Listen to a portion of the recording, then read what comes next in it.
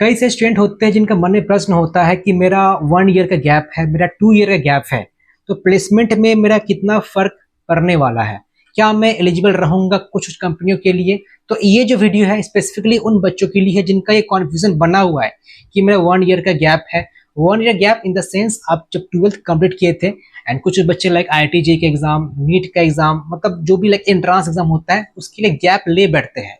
या सपोज आप कुछ कोर्स में ज्वाइन किए हो, देन कोर्स को छोड़ देते हो बीच में एंड देन फिर कोई नया कोर्स में ज्वाइन कर लेते हो।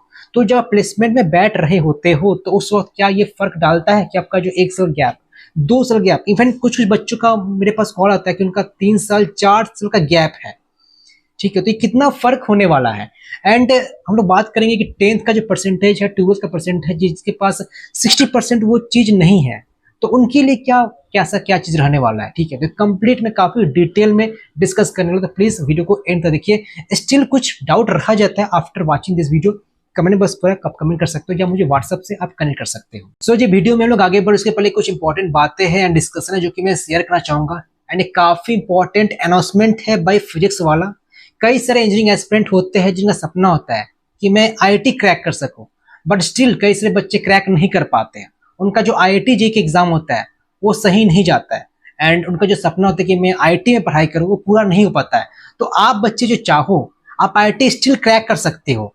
आपका जो इंजीनियरिंग है, जो बीटेक है, आप उसके दौरान आप गेट का प्रिपरेशन कर सकते हो एंड गेट एग्जाम क्रैक करके आप IIT में एंट्री ले सकते हो एंड यहाँ से आप PSU ऑफिसर बन सकते हो, जो कि बेस्ट ऑर्गेनाइजेशन है गवर्नमेंट सेक्टर का। एंड इस बार बता दो फिजिक्स वाला की तरफ से काफी बेहतरीन रिजल्ट आया है।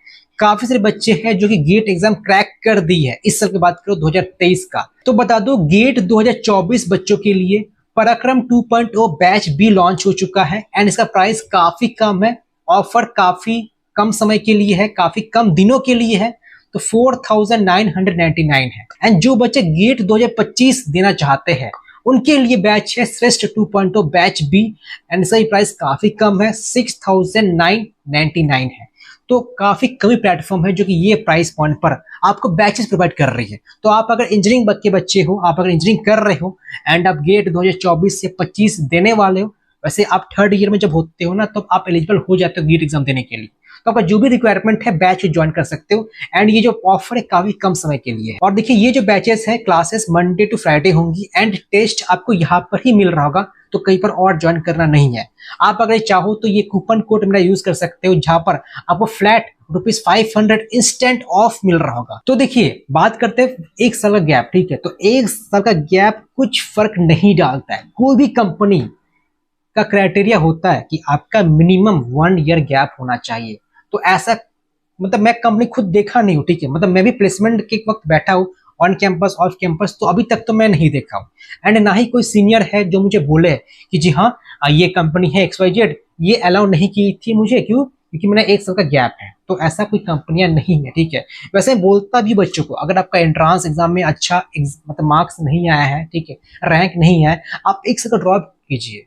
अगर फिर भी लाइक आपका नहीं होता है देन आप कंटिन्यू करो, लेकिन 1 साल का गैप तो मतलब बनता है अगर आपका रैंक बढ़िया नहीं आता है तो। ठीक है, आप अपने आप पर टाइम इन्वेस्ट कर रहे हो और कुछ नहीं।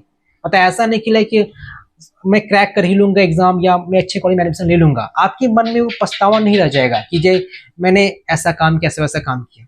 अब जी बात करते 2 साल का गैप। ठीक है, तो जी हाँ कुछ कंपनियां होती है जो कि अलाउ नहीं करती है 1 साल से ज्यादा गैप, तो आप उसके लिए एलिजिबल नहीं रहोगे। ठीक है, सिंपल से मैं बता रहा हूँ।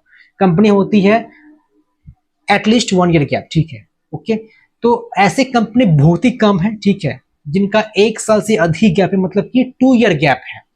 तो मान लीजिए 10 में से ऐसे 3 कंपनी होंगी जो कि अलाउ नहीं करती बच्चों को जिनका 2 साल का गैप है, लेकिन जो बाकी 7 कंपनी है वो अलाउ करती है बच्चों को। ठीक है, जिनका 2 साल गैप है। ओके, अब देखो ये जो गैप जो हो रहा है ये एक्चुअली फर्क मेन कहाँ डालता है? फर्क आपका पढ़ाई में डालता है। आप थोड़ा पीछे हो जा रहे हो।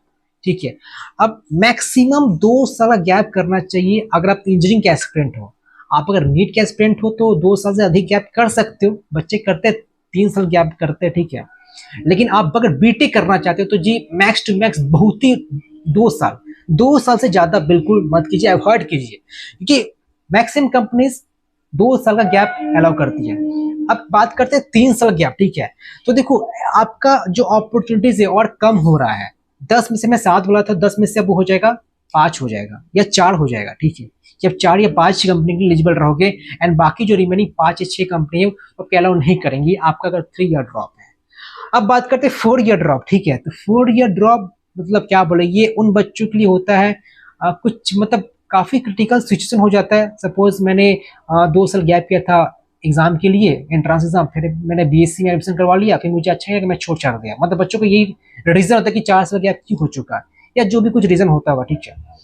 तो देखो इसके लिए ना सच बोलूँ तो प्रॉब्लम होता है, बहुत ही बड़ा प्रॉब्लम होगा। मतलब इनफैक्ट आप अगर कॉलेज में एडमिशन करना चाहती हो ना, कॉलेज आपको स्ट्रिक्टली मना कर देता है कि आपको प्लेसमेंट यहाँ पर नहीं मिलने वाला है। कॉलेज का क्राइटेरिया कि जी आपका एडमिशन हो जाएगा, लेकिन कॉलेज आपको वार्निंग दे देता है कि आपका यहाँ पर दिक्कत होने वाला है, बहुत ही बड़ा दिक्कत होने वाला है। तो ये कौन बच्चे कर सकते हैं? तो देखो आप अगर ऐसे बच्चे हो जो बस स्किल को अपना इंप्रूव करना चाहते हो, मतलब जो बस मैं ग्रेजुएशन करना चाहता हूँ, मैं प्लेसमेंट वगैरह नहीं देना चाहता हूँ, मैं बस एक बैचलर डिग्री मुझे मिल जाए इनफ है, तो आपका इंटेंशन प्लेसमेंट नहीं है, स्किल इंप्रूवमेंट करना है कि मैं बीटेक करके मैं अपना स्किल को इंप्रूव करना चाहता हूँ। देखो आपके पास स्किल होगा ना, आप अगर 5 साल भी गैप रखोगे आपका नौकरी कंफर्म है, जॉब कंफर्म है, ठीक है। स्किल होना चाहिए।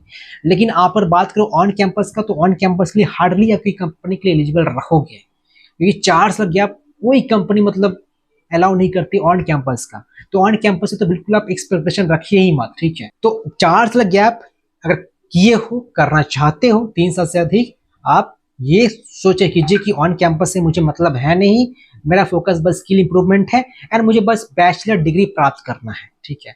अब बात करते हैं यहाँ पर 10th percentage and 12th percentage के बारे में। तो देखो हर एक कंपनी का क्राइटेरिया होता है कि 60% होना चाहिए, ठीक है। लेकिन ऐसे कुछ प्लेटफॉर्म हो गए जो कि बच्चों को अलाउ करती है ऑफ कैंपस के दौरान, ठीक है, तो उसके एलिजिबल रहते हैं। तो आपका सपोज 58% है, 10th में 57% है, तो हाँ आपका रिजेक्शन है, कुछ कंपनी अलाउ बिल्कुल नहीं करती है।